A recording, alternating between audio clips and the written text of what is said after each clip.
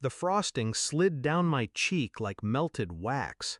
Strawberry, cream, humiliation, smearing across my skin while the room roared with laughter. My mother's laugh was sharpest, my father's weakest, and my sister, the golden child, smiled like a queen accepting tribute. All because I said no. No, I will not sign over the apartment I worked 15-hour days to buy. No, I will not hand $300,000 to the sister who never worked a day in her life. For that, I was branded selfish, a greedy egoist. And then the cake flew. I wiped my face slowly. My heartbeat was steady. My lips curled into something none of them recognized, because I had been waiting for this moment. It hadn't started with the cake. It started years earlier when I noticed the shift. My sister always wanted more. The bigger room, the newer car, the larger slice. But when I began to succeed on my own, when I bought the apartment with no one's help but my own, suddenly her wants turned into entitlements. And my parents fed her hunger.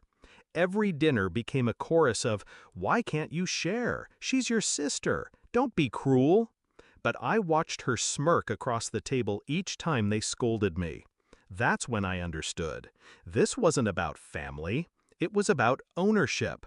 They thought they owned me, my effort, my money, my life. And the cake on my face was their final mistake.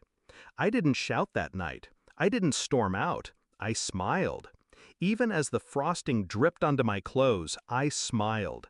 Because while they laughed, I had already been planning. I had already transferred the deed into a trust, under my name only, untouchable.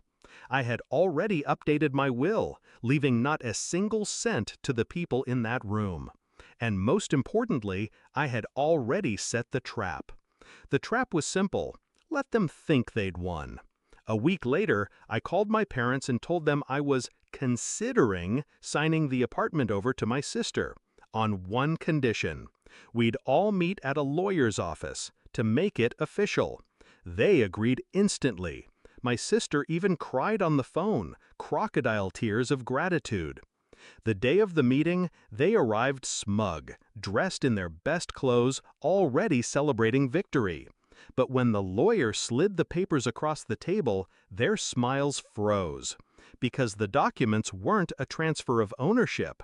They were eviction notices. I had allowed my parents to live in my apartment for years without charging them a dime. I had tolerated their disrespect under my own roof. But the cake changed everything.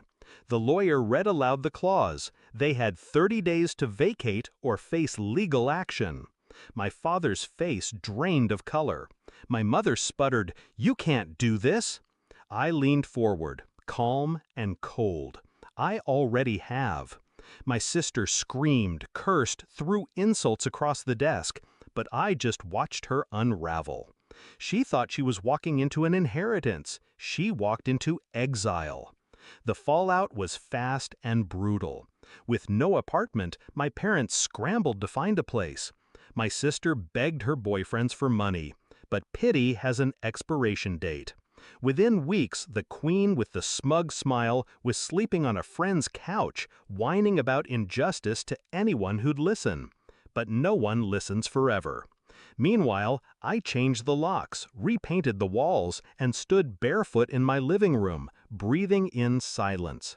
The apartment felt heavier now, not with their presence, but with my freedom.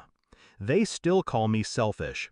They tell anyone who listened that I abandoned family. Maybe they're right. But family doesn't laugh when you're humiliated. Family doesn't demand what you bled to earn. Family doesn't throw cake in your face and call it justice. So I became what they accused me of. Greedy, egoist, unapologetic. Because in the end, it wasn't just about the apartment. It was about showing them I will never be owned. When I wiped the frosting off my face that night, I didn't just clean my skin.